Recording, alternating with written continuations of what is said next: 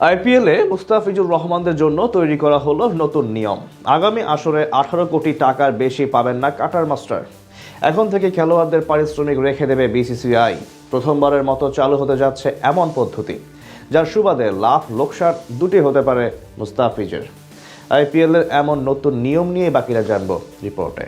IPL 2026-এর নিলামে চড়া মূল্য ধরা হয়েছে কাটার মাস্টার মুস্তাফিজুর রহমানের। এবার আসরে নিজের ব্যক্তিগত সর্বোচ্চ পারিশ্রমিক পেতে পারেন তিনি। তবে তার আগে এবার নতুন নিয়ম প্রণয়ন করা হলো তাদের জন্য। এখন থেকে নিলামে কার্যকর হবে নতুন পদ্ধতি, যেখানে কপাল পুড়তে পারে মুস্তাফিজদের। যদিও দল পাওয়ার সম্ভাবনা রয়েছে প্রবল। দুনিয়ার সেরা ফ্র্যাঞ্চাইজি টুর্নামেন্ট বলা হয় ইন্ডিয়া প্রিমিয়ার লিগকে। প্রতি বছর বিশ্ব ক্রিকেটের সব নামি দামি তারকারা মাঠ মাতান এখানে। তাছাড়া কোটি কোটি টাকার খেলা মেলা হয় নিলামে, যদিও সেটা বন্ধ হতে যাচ্ছে 2026 আসরে। আগামী মৌসুমের অকশন হবে চলতি মাসের 16 তারিখ। এবার অকশনে বাংলাদেশ থেকে নাম দিয়েছেন সাকিব আল হাসান এবং কাটার মাস্টার মুস্তাফিজুর রহমান, যেখানে সর্বোচ্চ ভিত্তিমূল্য 2 কোটি রুপি ধরা হয়েছে মুস্তাফিজের।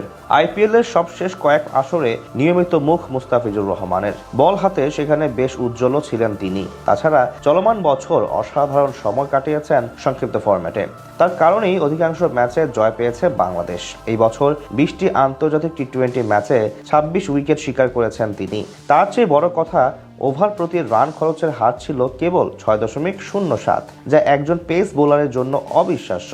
গড় 18 নিচে। এমন দুর্দান্ত পারফরমেন্স করেই আইপিএল এর দলগুলোকে বার্তা দিয়ে রেখেছেন মুস্তাফিজ।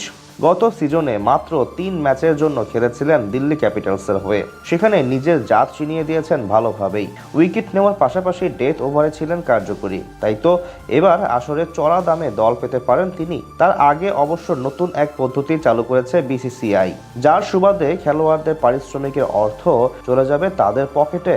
এবার আইপিএল এ হবে মিনি নিলাম, যেখানে খালি আছে মাত্র 77টি স্লট, যার মধ্যে বিদেশি ক্রিকেটার 31 জন। আসন্ন মিনি নিলাম টেবিলে অনেক বিদেশি ক্রিকেটারদের নিয়েই ঝড় উঠতে পারে। কিন্তু যতই দাম উঠুক না কেন, বিদেশিরা চাইলেই যত ইচ্ছা টাকা পকেটে ভরতে পারবে না। সেই নিয়ে কড়া পদক্ষেপ নিয়েছে ভারতীয় ক্রিকেট বোর্ড বিসিসিআই।